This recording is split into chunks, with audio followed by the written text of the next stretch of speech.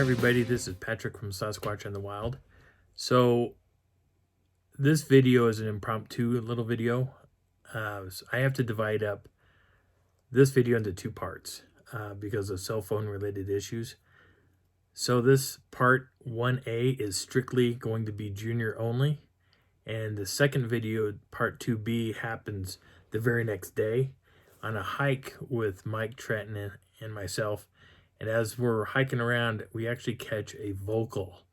And there's actually some movement behind Mike. So there's a Sasquatch moving around behind Mike. And if you've got a quick eye, a keen eye, you'll see it. It's in between a series of trees. But I'm going to let you go so you can enjoy this video about what Junior does to us. And I hope you get a good kick out of it because to me it's really, really funny. I'll talk to you later.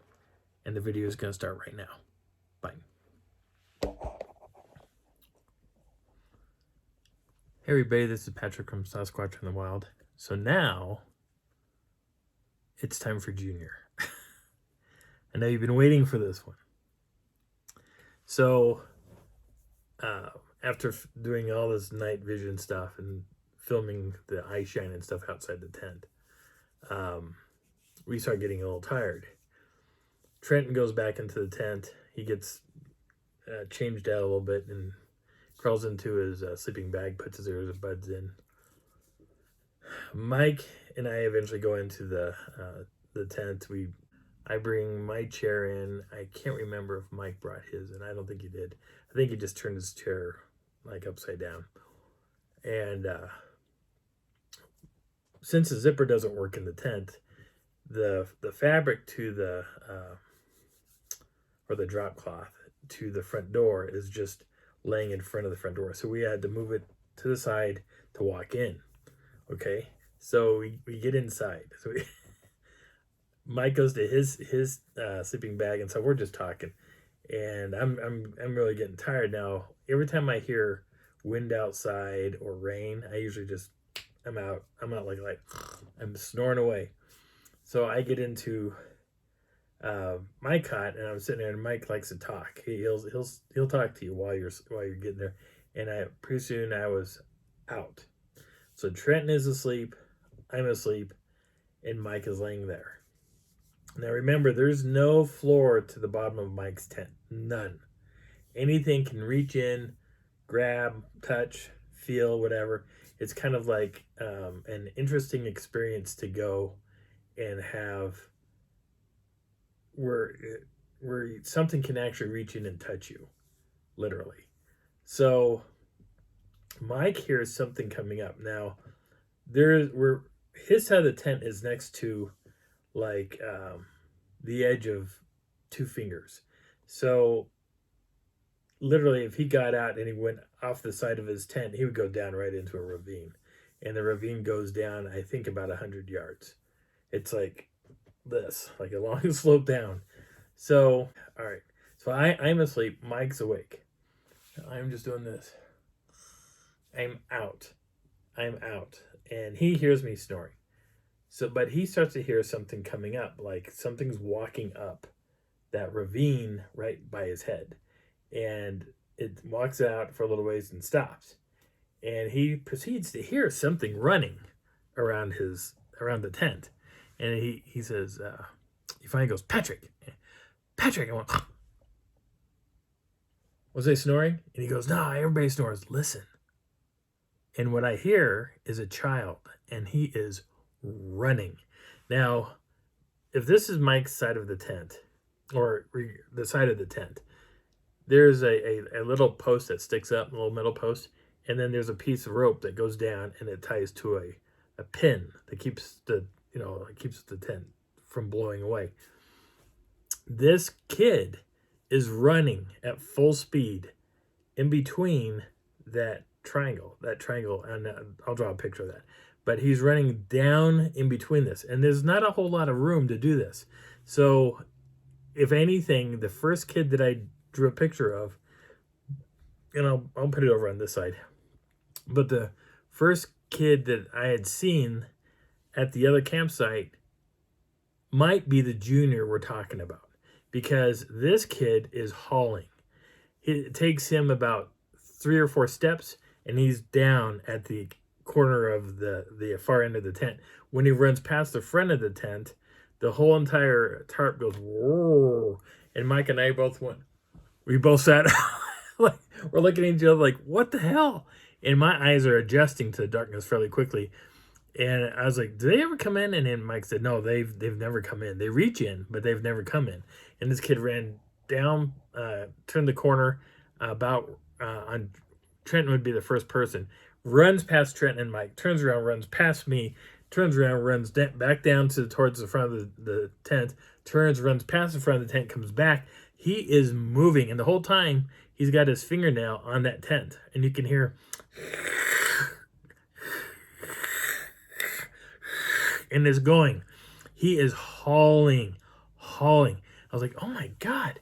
Well, he finally stops, and he stops to my left. And I'm looking over to my left, and I can hear. And I was like, what? And I looked at Mike. I said, Mike. He goes, what? I said, he's right here. And out of nowhere, now I'm in my sleeping bag, right? I got my hands at my side. I'm just kind of listening. And he picks up my cot. So imagine, let's see how to do this. The hinge on my wrist here is where my feet are. And literally the middle legs and the top legs where my head is, it goes like this. So I'm in the air and I'm like, what the hell? And I'm grabbing on my cot. Now Mike's eyes have not adjusted to the darkness. So here I am. The kid is doing this. He's got me. He's literally doing this up and down, up, down, up, down, up, down, up, down. And I'm going up, down, up, down, up. And I got my hands on the side of the cot going, oh my God. And I said, Mike, is this normal? He goes, what? I said, is it normal for the kid or the Sasquatch to shake you? And he said, yeah, it's normal. Now he's thinking shaking, right? No, this kid is shaking me like a ketchup bottle, trying to get the last bit of goodness out of that Heinz bottle. That's what he's doing to me.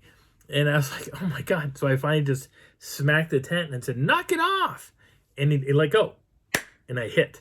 And so Mike heard me hit. And he goes, Patrick, what was that? And I said, what? He goes, that noise. And I said, that was my cot. He goes, what do you mean that was your cot? Now, in the meantime, the kid's running down, crossing by the front of the tent again, and coming back towards Mike. And I said, Mike, he had me in the air. He goes, what do you mean? And I said, he was shaking me up and down like a rag doll or a ketchup bottle. And he's like, oh my God. And I said, is that normal? And he goes, no. So now I can see Mike. I can see him. Mike's doing the same thing. So again, the hinge is his feet, right? And just beyond his feet is Trenton. So all of a sudden, I see Mike go up in the air, and he's like, whoa, and he's grabbing hold. Now, we both I weigh 250 pounds. This kid picked me up in half the weight of that cot, plus the weight of my sleeping bag, and shook me like it was not a problem. Not a problem. Mike gets lifted in the air, the same thing, about 2 feet in the air, and he starts to shake Mike up and down like this. Same thing. And Mike is like going, Patrick, and I said, how's it feel, Mike? And I'm watching him, and he had this look of fear on his face. He goes, Patrick, this is disconcerting. This is disconcerting. I'm afraid. And so he goes, what do I do? And I said, well, whatever you do, don't hit the tent and say, knock it off, because he'll let you go. And he's like, okay. And the kid just went, ooh, click. He just lowered Mike back down. So it's like, okay. And at that moment, we hear, and I was like, Mike, what was that? And he said, I said, was that a giggle? And he goes, dude, he's giggling. And then we hear again. And I was like, where is he at? And he goes, he's listening intently. And he goes, he's walking over by Trenton. I said, Mike, he's got earbuds in. He's like, oh, crap. So Mike gets up and he starts grabbing Trenton by the shoulders. Wake up, boy, wake up, wake up, wake up, boy, wake up, wake up, you need to wake up. And Trenton pulled his earbuds out and he goes, what is it with you old guys? And I was like, what do you mean old guys? And he goes, why can't you just, before he could say the word sleep, we all three heard, and Trenton's face went from this to this. He gets out of his cot, picks up his cot, drags it over in between Mike and I, puts it down, and I said, what about your chair? And he's like, oh, runs back over because all of his gear's on his chair, moves the chair over in front of us, and I said, what are you doing? And he's like, I thought you were a big Bigfoot guy. And he goes, I am, but I don't want to be touched. I don't want to be handled. And I looked at it and said, then you missed out because I was lifted like a rag doll and shaken up and down. And Mike, he did the same thing. He did the same thing to your dad. And he's like, yes, and you should try it. And he's like, no, I'm not going to try it. So he gets back in and he puts his earbuds in and starts putting them in. And he goes, now, just go to sleep. Go to sleep. Don't think about this. It'll all be gone in the morning. He puts the other earbud in and he lays back down. So he's trying to go to sleep. And Mike and I we were both kind of like laughing for a little bit. And pretty soon Mike went to sleep. And I was like this. And the whole time from that point, I could hear that there was a second Sasquatch sitting outside. If this lump right here on this knuckle was a rock, I could hear what sounded like a foot grinding that in. Kind of like if you're feeling like a pressure point, and you could hear the kind of like that sound. I don't know if you can hear that or not, but it's like a grinding of gravel, like rock turning into gravel. And pretty soon I didn't hear that rock no more. It was sounding either that rock got pushed into the ground or it got ground down to nothing. But it started to kind of move around and was kind of walking a bit. And that was the night that I heard a lot of individuals coming up from the trees from the side of my tent off by my car. And it sounded like a group of people, like a large group of people, walking up to my tent and standing over Mike's tent, looking down at the canvas that I'm looking up at, and it starts to glow like these crazy blue lights. And you can see how it's like glowing around on the outside. It's like a pale blue, and it just all of a sudden you see another one. The entire side of my side of that tent was glowing this pale blue set of eyes, and it was like they were like trying to determine where I was in that tent. And it was strange. And I watched that. It felt like about an hour, and eventually that stopped. And once that did that, I saw the eyes just kind of pulling back, and everybody walked back down towards those trees and disappeared.